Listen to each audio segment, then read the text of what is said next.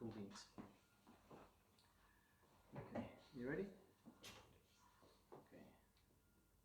Right, 3, 2, 1.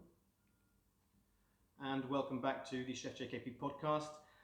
Today we have got an incredible guest. Very, very honoured to have him here. He is the one and only Simon Ritchie, who is the editor of the Caterer Middle East. Simon, thank you so much for coming in today. No, thank you very much for having me. I am a bit scared to be on this side of the microphone for once, but I'm looking forward to it. Well, yeah, look, I think you're going to give us some amazing insights and inputs and a little bit of behind the scenes, so to speak, because us chefs are normally nothing to do, not too much with the media, or really want to understand it. So for us, it's going to be really interesting to sort of learn a bit more about yourself, what you do, and any tips and hints you have regarding how chefs, could be journalists, or how people can take a little sort of journalist approach to what they do. So look, let's start off. The first thing I want to understand is you're from Scotland, and it's a really, really beautiful place. You were an editor of a beard magazine, and then you came all the way over to Dubai. Can you tell us a little bit about that journey? Yeah, well, as you said, I was in Glasgow for the vast majority of my life. I had a very short spell in Egypt when I was about 11. My dad was in oil and gas, so they travelled around a bit. And so I lived there, but yeah, journalism was always something I was interested in. It actually stemmed from living in Egypt. The only English channel we had was BBC News. So the only way I could watch English television was watching BBC News. So when I was 11, that kind of really got me interested in journalism and all the amazing stories that could get told through journalism. So that first kind of sparked my interest. Like you said, I became a journalist in Dubai, in Glasgow. Actually quite late. I spent quite a lot of time at university doing different things. It took me a while to find the thing I wanted to do. For some reason, even though journalism was my first passion, I kind of skipped it at university and didn't get around to it for quite a while. So yeah, I was very glad when I eventually did, and then as soon as I did it, that was the thing that stuck. I knew straight away that journalism was definitely what I wanted to do. Yeah, and as you mentioned, and people find it weird, I was a beard magazine. So it was actually two magazines, so a women's hair and beauty magazine and a men's kind of barbershop hair and beard magazine. All right. So bi-monthly, so 1 month I would work on one, next month I would work on the other. That was my first business title. Before that I'd done some kind of sports journalism and some different types of journalism, but it was my first time working at a proper B2B trade magazine. Yeah, and I really, really enjoyed it. I knew nothing about hair going into it. I have a beard now, as you know, as the people who watch this on YouTube get the chance to see. They will see my very impressive, I like to think, beard. It's very impressive. Thank you. Yeah, thank you. I've been growing it out for a while, but do you know, until I got into this barber magazine, I'd never had facial hair, not at all. I got a £5 haircut, just wasn't interested. But getting into the scene and watching the passion of barbers and learning kind of the techniques and the skill and the passion that they had for their work really got me interested in it. And now, I care about my hair, I buy the products, I have the beard. So, something like that really inspired a passion into that, which I think I'll come on to later about the F&B side of things as well. But yeah, I spent a few years in Scotland doing those two magazines. But then, I guess I should say that before that, my parents and my younger brother used to live in Dubai about 11 years ago. When my younger brother was at school, they moved over. I was at university at the time. So I came to visit Dubai then, loved the place, it was fantastic. They moved on, I think they went to Malaysia after that. I was still in Scotland, and then my older brother moved to Dubai. So again, that got me interested in Dubai once more. Again, I came out to visit and just went, right, this is the place that I want to be. This is 100% somewhere I want to live and to work. As you said, Scotland is a beautiful country. It's also very wet. It rains like 90% of the time. Summer is like 1 week long. It's just dreadful. And plus, I assume you've been to Scotland. Unfortunately, I haven't. I've been as far as Cumbria, okay, but not Scotland. Right. However, I really want to go because I know it's an incredible place, not just for the natural beauty, but also for the food scene there is amazing. Yeah, but yeah, actually my point is, for me, being in Glasgow, I was kind of in you're in your hometown, you're surrounded by your own friends, you've got an area where you live. So I was in the east end of Glasgow, a very working class area. I wasn't out, at whiskey distilleries or salmon fishing or doing any of the things that make Scotland beautiful. You were kind of stuck in a rut in this one place, so I really wanted to get out of that. I mean, Scotland is a fantastic, beautiful place, as you said, and I would recommend it for so many different reasons to go and visit. But to live there, God, it's dreary, it's bleak, it's dire. So to come to Dubai and to see the sunshine was just amazing for me, and that really inspired me to come over here. And that led to me, I came home from a holiday visiting my brother. I went right on the internet, jobs in Dubai, journalism jobs. And ITP, the company I work for, publishes Caterer Middle East, where I'm now the editor, and also publishes the likes of GQ, Esquire, Time Out. So it's the biggest publication house in the entire region, I think. So yeah, they popped up. They had a couple of openings. I applied, not for anything in particular, just sent in my CV, and very fortunately I heard back, and I was offered 3 different roles to interview for. One of them was at Construction Week, and I was like, well, that doesn't sound too fun. And one of them was Caterer Middle East. So I hadn't heard of Caterer. I wasn't aware of it. I was no real foodie or anything. I'm a business journalist, so that's why they wanted me. It wasn't about a passion for food in it. It was about passion for business journalism. But I looked it up. I thought, well, this seems a lot more fun than Construction Week. And yeah, I applied. Was very fortunate to get the job, and then came over here. So yeah, it was. A lot of people, I think, when they hear that I'm editor of Caterer Middle East, they think I'm a passionate foodie. And I would say I am now, but I would say it's something I've learned over the past couple of years. It's something that's, again, just the same way as it happened at the Barber magazine, when you're surrounded by these passionate people in these amazing restaurants and everything, it draws you in and you get involved in it. Whereas previously I wasn't before. So yeah, that's where I'm up to now. Well, look, I'm going to make a very, very weird scenario here. I think hearing you speak about these guys who were doing the hairdressers and all that kind of stuff, that the similarities between these guys who are cutting hair and beards and the similarities to chef are almost identical in the terms that they're both artisans. Yeah. So that's quite interesting, actually. I've never thought about it before, but you're right. If you have a really incredible haircut or whatever it is, it's a person doing it by hand, yeah. essentially. So. And I think for me, at my role, the same as it is with Caterer Middle East, when it was at Barber NV, I was speaking with the best of the best. Every month I was interviewing and talking and surrounded by these people. And as I said, the passion comes through, but also so does the skill, that artisanship, the just amazing craftsmanship. You see, to watch the best of the best up close really inspires you. It gets you interested in things you wouldn't normally or previously been interested in. Yes, I mean, I love food, I love going out to restaurants. Everyone does. But then there's a difference between that and then really seeing the best up close and realising, well, actually, you can do this better. You can kind of burns this fire inside you to want to do it more and to really get invested into it. And that's definitely what happened. Wow. So quite a journey, which is fantastic.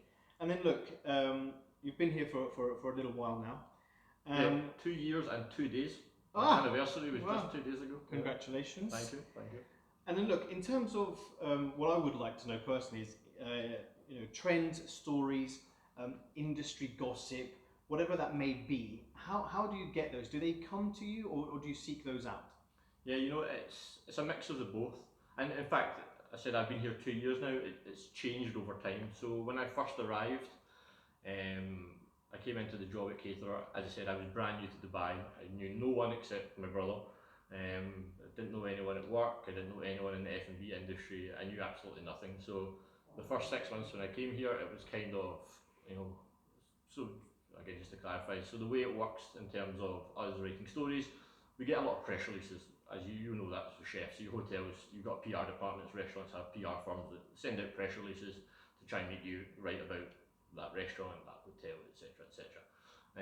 A lot of them are rubbish, a lot of them are just them trying to get free advertising, etc., which is fine and which is okay and completely understandable, but it's not really what we want to write about. We want to write about more interesting stories, the real drive behind the story, so to speak, things like that. The first 6 months I couldn't really get that. I didn't know anyone, it was very difficult. I was kind of relying on only the information that was sent to me, which is therefore, there's a saying in journalism that journalism is publishing something that someone doesn't want to be printed. Anything else is just PR. So you know, if you're doing something that someone else wants you to write, then that's just promotion for them. You should be trying to find the stories that people don't want. You know, unfortunately, there's a lot of those stories right now, but I think we'll come to that later. But yeah, so the first 6 months I didn't know anyone, it was tough, it was a brand new city, a brand new country, a brand new culture, a brand new job. So I just made an effort to go to everything I was invited to, every event, every opening, every, you know, if it was a Subway opening I would go around to it and see what the new marinara sauce was, it didn't matter, I would get out there because I thought I need to meet people. You know, journalism is all about networking, it's all about who you know. So yeah, the first 6 months were kind of tough in that regard. I mean, fun. I said I was going out to new restaurants, etc. You know, it's always been a great job, but it was more about networking, building that network. Because the way you get the best stories is someone text messaging you on the Slack. Oh, I've heard this. Oh, this is going to happen. And that gives you the impetus to go and find out more. But you need to have that spark. You need to have someone tell you that first bit of information. I think a lot of people think that kind of Caterer or news sites or journalism in general just kind of happens, or that journalists should just know these things. Like, for example, today there was a big alcohol. They were no longer going to sell alcohol at bars in Dubai unless you purchase a meal with it. They kind of rode back to the way it was just over a week ago. And I was getting messages like, "Is this true? Is this true?" And I was like, "So I've not heard." Like, and this was restaurant owners telling me that, asking me if I know. And I said, "I need you guys to tell me, because you will get the notification from Dubai municipality, or you have contacts there. You find out from there, then I can find out and I can spread the word out to everyone else." But you know, you need that two-way street. It has to be information coming from the chefs, coming from the restaurants. A lot of the time they have to do it subtly, they have to do it anonymously. You know, I can't say who my sources are, etc. But yeah, journalism is all about networking, it's all about people. So after the first 6 months or so here, getting out, getting to meet people, it was a lot easier. Then you knew people. If I hear a rumour, I can phone up someone. You know, if I can phone up yourself. You know, you would kind of help point me in the right direction. If I hear something about main bar and brasserie, I can message Joey Gazal, or if there's something anywhere else. You know, once you kind of get to know the industry and you get to know the people, it's a lot easier, and that makes you a better journalist. It means you can do a lot better for your readers, and it makes the job a lot more fun and a lot more interesting to actually be out there and finding out the real news. So yeah, so I said, yeah, it's definitely a mix of things to get the news, but what I always say is we rely on you people. You know, talk to us. You know, we're always listening. Give us a phone, drop us a message if there's something that you think might be of interest to other people. The chances are it definitely will be, and the chances are I don't know about it until someone comes to tell me. So you know, please always get in touch with me. Any tips that you have, let me know. And would you say that that is the same sort of thing for any other types of magazines, or I mean, because okay, again, I'll talk about myself, and being a chef, I wouldn't necessarily think like, oh, do you know what, maybe I need to call Simon or call whoever from GQ or Esquire. So would that be a piece of advice if you think that I've got an interesting story? Is it good to directly come to you? 100%. Please, you know, as journalists, we want that so much. You said, you know, you have this idea or story in your head. We don't know about it until you tell us. So yeah, take a chance. Listen, see if you come to me and say, listen, I've heard or I've got something, I think this might be of interest. I'll tell you straight. Either, listen, that's not for me, there's nothing we can do with that, or I'll say, James, you're a legend, you've just saved me, this is a fantastic bit of news, this is something that other people will be very interested to hear and that we want to get out there. So yeah, take a chance, even if you're not sure. You know, if you have a journalist friend, and yeah, and it doesn't just apply to Caterer, Esquire or GQ, you know, I've got very good friends on Esquire and GQ. They're always on the lookout for news stories, they're always wanting to find out what's happening on the streets. It's all about that networking, it's all about that communication. And I think it could benefit chefs as well. You know, obviously it helps you raise your profile. Having a good journalist friend can get a push out there. Also means if you do a favour for them, they might do a favour for you down the line as well. So yeah, those kind of networking is definitely good to have. And I think the other thing is interesting is that you know, we're both from the UK, and I can definitely tell you 100% that the chefs back in the UK wouldn't think to do that. You know, you've got the restaurant magazine over in the UK, you've got the Caterer in the UK. Even there's so many publications for food, but they would not really think to call a journalist. So I think that's some fantastic advice. Yeah, well, you know, I think that's something I was going to say, or I was going to bring up about Dubai in terms of how I've been welcomed here. As I said, when I came over, I didn't know anyone, so it was difficult. But I said I went out to everything, I met everyone, and the access that I've had, and the the kindness with which I've been treated by all the top chefs. I mean, James yourself, obviously we've got to know each other over the past year. In January, we held the Power 50 Chef's Dinner, which you snuck into. Not sure if you were invited, but you made it in. Yeah, you know, but we're sitting in a room with 10 of the best chefs in the Middle East, you know, and they're all happy to be there, they're all talking to each other, they're all sharing plans, they're all happy to talk to me, they're all keen to be involved in the magazine, keen to, as you said, in London, would that happen? Would the top chefs be that keen to go to these kind of events and talk to journalists? Probably not, you know. Maybe because they don't need it or they just don't want it. Or I think there's probably a kind of ego thing there as well. Yeah. I think here in Dubai, it's such a small town, you know, everyone knows one another, everyone, even if you don't know each other personally, you know them by reputation, but in a friendly way, you bump into each other at events or brunches or whatever, and you have that closeness that I think you don't have anywhere else, and that's something I really, really enjoyed about Dubai and really appreciated. Wow. But look, let's discuss about your job now. You've really had the opportunity to through your job to interview some industry giants. For example, Massimo Bottura. I mean, absolute legend, 3-star. I mean, you know, he at one stage in his career he was #1 best restaurant in the world. We all know him and love him for what he does. Who would you say are the chefs that have made a lasting impression on you? Yeah. Well, you know, this is actually quite a difficult one. I can take that in two ways. The chefs that have made a lasting impression on me in terms of their quality and talent, it might be different from the ones that have just made a big impression on me. So I'll start off with the big ones, and you said his name already, Massimo Bottura. You know, I was very, very fortunate. The first time I interviewed him was February 2019. They just opened, or they were just about to open Tonno Subito at the W. And I tried to get an interview and they said, no, he's actually meeting with Sheikh Mohammed that day. And that's the only reason why he's in the country, he's meeting to Sheikh. So he's all tied up, there's nothing we can do. And I said, okay, that's fair enough. I had to chance it, you know, I heard a rumour that he was coming, so I phoned the PR. Again, just by doing that, I got very fortunate. The next day, I got a phone call from the PR, Sheikh Mohammed's actually going to meet the Pope. The Pope had flown into Abu Dhabi that weekend, so oh my God! Yeah, so obviously the Pope takes precedence even above Massimo Bottura. I'm sure as an Italian he would understand that. So they suddenly said to me, there's 15 minutes spare time if you can go and meet Massimo Bottura, and it turned into about an hour and a half. Honestly, what a guy! So friendly, so chilled out, happy to do anything. A lot of the times when I deal with chefs, you know, they're not really that bothered about the media side of things. They are happy they want to cook, they want to make a great meal, and that's it. They understand that media is a kind of obligation they sometimes have to do.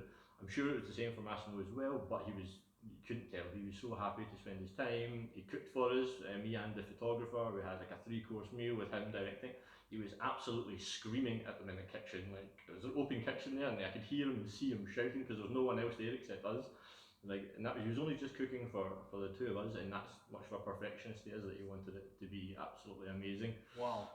Yeah, he was so good with his time. We sat outside. He said that next time he came, he wanted to do a game of football, journalists versus chefs. Hasn't happened yet, but you know, I'm keen to get involved. Although we're British, so we're terrible at football. Although you've got a bit of South American in you, so that might help you a little bit. But yeah, no, honestly, he was just an incredible guy. I went on to meet him another 2 times since, so I've met him 3 times and all. Always got a picture with him, so I'm going to make a collage of all the different times I met Massimo. And honestly, every time I've met him, he's been fantastic. He remembered me. You know, he would come up. By the 3rd time that I met him I remember it was a brunch on Boxing Day, the day after Christmas. And I was sitting and he came up. I was sitting at a table with 5 other journalists. He came up and leaned on my back to say hi. All these other journalists are shocked that why is Massimo Bottura so familiar with this Caterer editor. I was just loving it, like, hey Massimo, how you doing? You know, inside I'm like, oh, it's Massimo, because even though I've met him a few times, he's still, as you said, you know, one of the world's greatest ever chefs. But no, just a fantastic guy. Amazing at what he does, and he does a lot of good as well. One of the things he really wanted to focus on was his Food for Soul project, etc. So no, just amazing. And one of the other big chefs, I guess, that's kind of made an impression. As I said, I wasn't a foodie. I know I was no food expert at all coming into this job. I said I'm a business journalist, but everyone knows Marco Pierre White. You know, you don't have to be into food. He's just a celebrity in his own right. So I got the chance to meet him.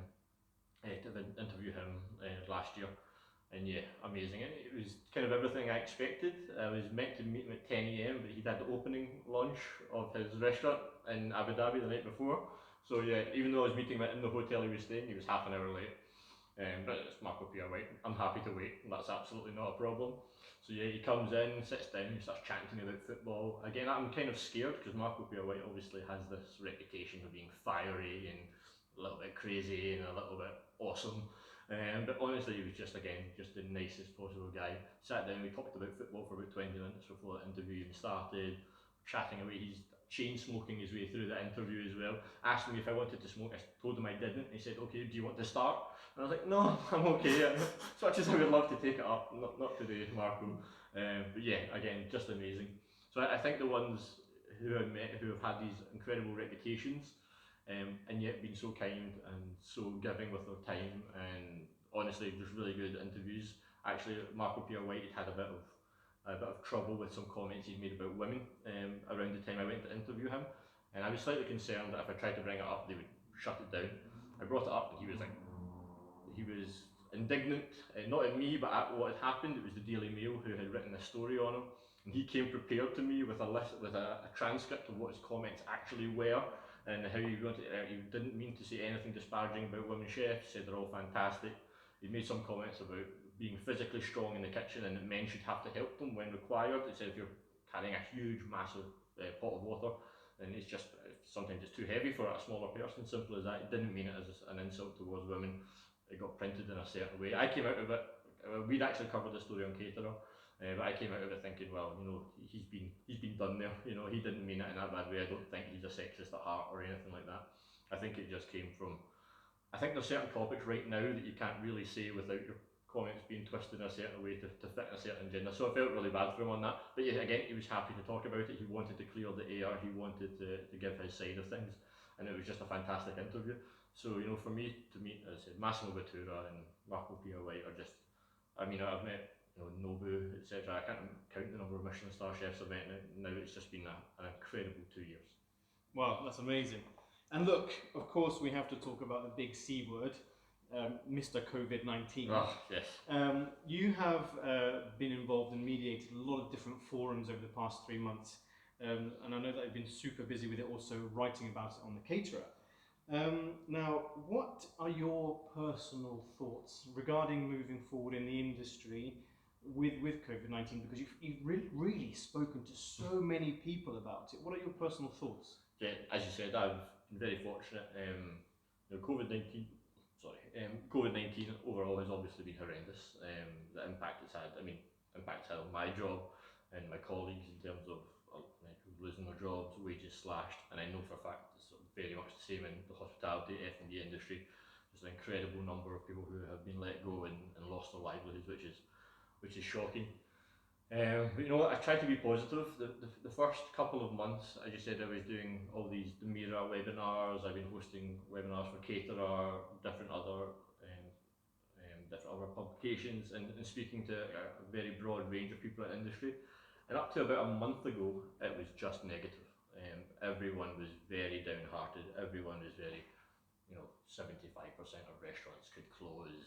All these people will lose their jobs. It was like doomsday apocalypse scenario.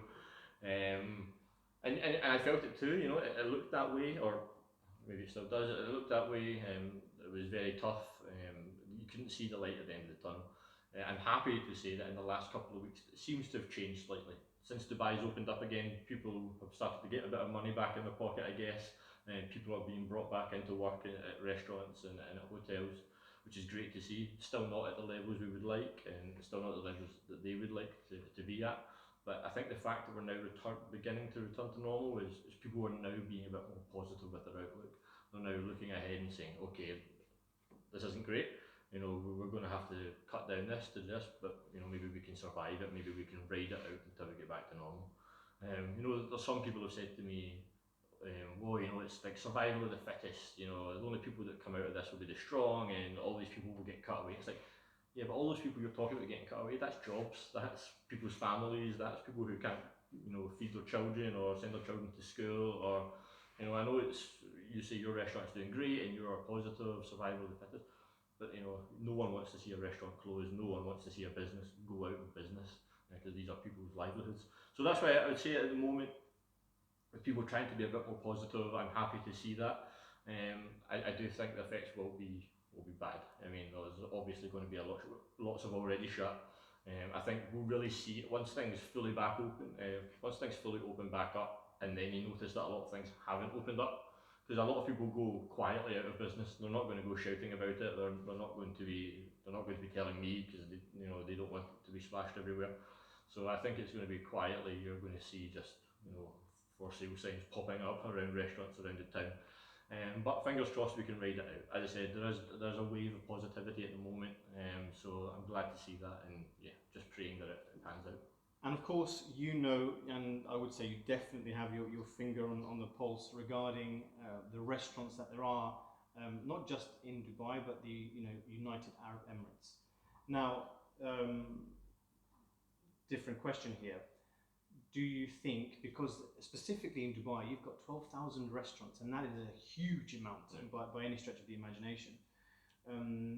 Do you think that later on, once we have seen some certain closures of restaurants, whatever that may be, will that be a good thing for the industry in terms of less competition, let's say?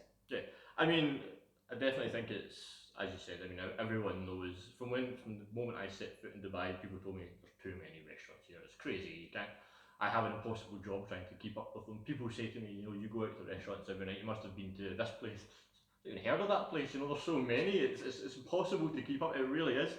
I think, as you said, there's 12,000 restaurants in Dubai. Even if I went to one for breakfast, lunch and dinner every single day of the year, that would be 1,000.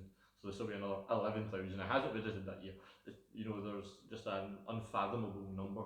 I've seen the data from KPMG that do the reports, and it shows that we have a higher or similar number per capita to New York, to Paris, to London. These are incredible cities, and Dubai is up there in terms of numbers, and with a population that's kind of half in here half the time of the year and out of the thing, it's not really sustainable. So yeah, I think for the industry as a whole, it makes sense for it to get slimmer, a bit tighter. I don't think that won't affect quality. As you said, the great ones are still going to be there. The top chefs are still going to want to be in the city. Great talent will still come up. But a leaner machine would definitely be more positive. So yeah, I guess that's something that we hope to see. And then, of course, regarding all of these forums, you are usually, I've noticed, the mediator, so to speak. And there have been times online where you've got some big personalities who really want to say a huge amount with vigor, and they're really vocal about what they want to say, and it's your job to sort of try and rein them in a little bit. How do you do that? Well, it can be tough. I'm not sure if we can name names on this one, so I'll try to be discreet. Some of them who talk a lot know who they are. You know who you are, you need to stop it. No, they're all great. No, listen, I love the big personalities. They're the ones that make it interesting. They're the ones that make it exciting. They're the ones that people tune in for. Yes, as you said, sometimes there's a few of them that like the sound of their own voice a little bit too much, and luckily I'm Scottish, so I can get aggressive quite quickly and calm them down. It's tougher over Zoom. In person, it's a lot easier. You can get that threatening Glasgow look in my eye. Over Zoom, they know that I can't hit them, so it's a problem. But yeah, no, as I said, that's what makes it exciting. I'm actually surprised. I've actually been surprised with the restraint shown by most, to be honest. I think, again, I think maybe it harks back to what I said about the Dubai chefs being very welcome and very kind. I found that in general over here as well, with the big restaurateurs, even the big personalities, even the ones that said that love to talk a lot and have a lot to say. They're still very polite. They care a lot about the industry, and that's why they're so loud about it. That's why they want to get their voice out there, because they want change, they want good positive things to happen, and that's great. I'm not going to try and stop someone from being like that. So yeah, the mediating can be a tough job. As I said, it is harder through the webinars that have popped up now, because in real life you can physically kind of signal to people, or you can make it clear to stop there without through this you kind of have to just interrupt, which doesn't look good. It's not a good look for a webinar. It makes it look a bit unprofessional, and no one really knows what's going on. So I try my best to let it flow as much as I can. If it comes to it, to step in and do something. But no, Yeah, I think it's a sign of the real passion that people have for the industry over here. And I guess right now at the moment it's their livelihoods that are on the line. So that's why we have certain people that are on these forums that are shouting about um, the way things are in the current situation, and they want it to be better, and that's a positive. You know, we can't ever be against that. And look, on the lighter side of things, you can name and shame or not. We don't mind here, okay? What would you say has been your sort of funniest interview or something that happened within interviews, whether it's within the webinars or whether it has been something that you wrote about? That's a good question. You know, well, I'll say it, I'm not sure if I should say this. Right, that's always a sign of a good story. No, I remember I was sitting in the office one day, and so we work alongside Time Out, obviously a huge brand here. They're in the same offices, obviously not at the moment where we're working remotely, but normally they sit right next to us. And I was sitting one day, and one of the Time Out guys turns to me and says, "Listen, we've got Jason Atherton in on a podcast in an hour. Would you like to come and join?" I mean, I just interviewed Jason the day before, so I was like, "Oh yeah, okay, I'll come join. We can have a little chat." It was just about the Dubai restaurant scene, you know, nothing big. The problem was, I'd been out the night before, so I was absolutely dying. I came into work wearing just jeans and a t-shirt, my hair was an absolute mess, my beard was at odd angles, I was absolutely terrible. I was like, you know what, it's a podcast, you know, it's audio only, that's fine. No, it was not. So it was me, Jason Atherton, and two people from Time Out, three cameras at different angles filming us. Oh god, it was the toughest hour of my life. I have to say, Jason is an absolutely lovely guy. When I'd interviewed him the day before, he was super kind, super friendly again. We had a good chat. He's a big boxing fan. We talked about that for a bit. So I was looking forward to speaking to him again the next day. I thought he wouldn't mind me being a little bit rough. But the main problem with this is after the podcast went fine, I guess. The main problem was in ITP we have these 12-foot televisions. Like it's like a wall that's a big television. And for some reason they decided to put that interview with me, rough as hell, sweaty and hair all over the place, dressed out, on a loop on that TV for the next 6 months. Every time I walked in and out of the building, I saw myself looking in that absolute mess. And then Jason, the Michelin star chef, looking pristine and perfect next to me. So, yeah, that wasn't fun. But wow, it was funny. Love it, love it. You know, I did one BBC television program called Out of the Frying Pan. It was about 10 years ago, and one of the challenges was for me. They said you're going to cook for a chef, and you're just going to have to present a dish. And I thought, okay, easy, no problem, any chef. And no, it was Jason Atherton in London when he had the Michelin star over at Maze, and I was literally so afraid I couldn't tell you. But you're absolutely right. He was an absolute legend. He was so nice. So yeah, I mean, I heard I think he's, you know, strict in the kitchen. And I guess all these top chefs, you know, as I said, I saw Massimo losing the plot at one poor chef. You know, I think you have to be so you have to have that real pride in your work, and you have to want everything to be perfect to attain that level of like Michelin star quality. I mean, James, you're one of the nicest guys I know. I'm sure in the kitchen you can lose it unnecessary. no comment. There no we go. There we go. Any one of Jason's staff can email me privately about this, and we can have a little chat. And look, the other thing is I would like to understand is if someone wants to go down and become a food writer or a journalist, what would be your words of advice? Yeah.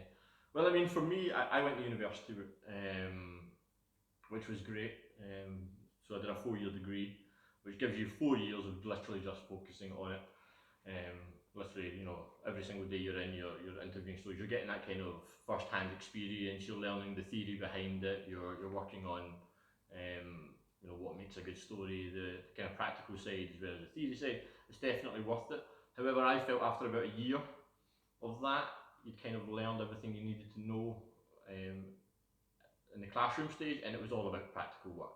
So I think many journalists don't have degrees, they don't need it. Internships would be how I recommend. If you're really passionate about writing, get a website, you know, write about anything. You know, write a blog, whatever it is, show that you're keen for it.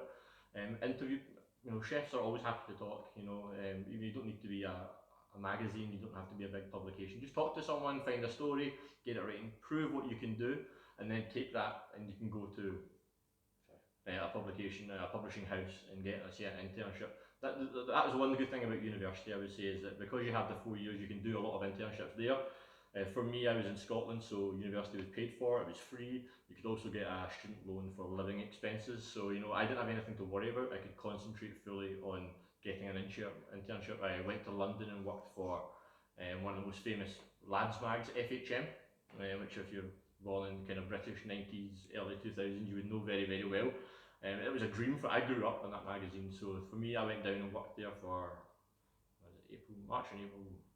Anyway, I went down and worked for a while, and it was absolutely fantastic. It was truly a dream come true for me. Unfortunately, the magazine shut down about a year after I left. I was really hoping to go back there and permanently work. But that experience I learned in the time there literally was worth 100 times more than any time spent in a classroom.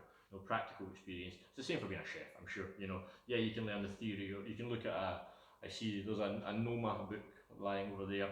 I'm sure you can read many of Ritchie's theories on why everything this happens, but you need to do it. You need to be in the kitchen, you need to really experience it to really understand it.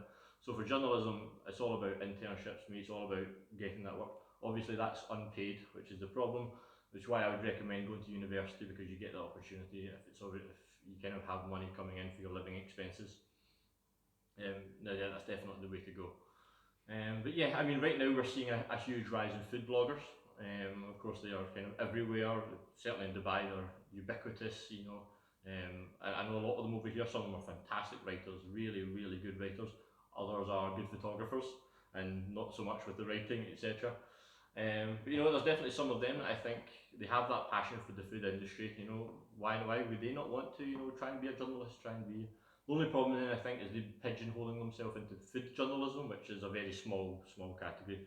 And as I would say, I'm not really a food journalist. I'm a business journalist. I don't go and describe how good a meal was. You won't read my opinion in Caterer on how good a restaurant is or anything. That's not what I'm there to do. I'm there to talk to people behind the scenes, to talk to the chefs and get their opinions, and to find out what makes them tick and what makes this restaurant operate.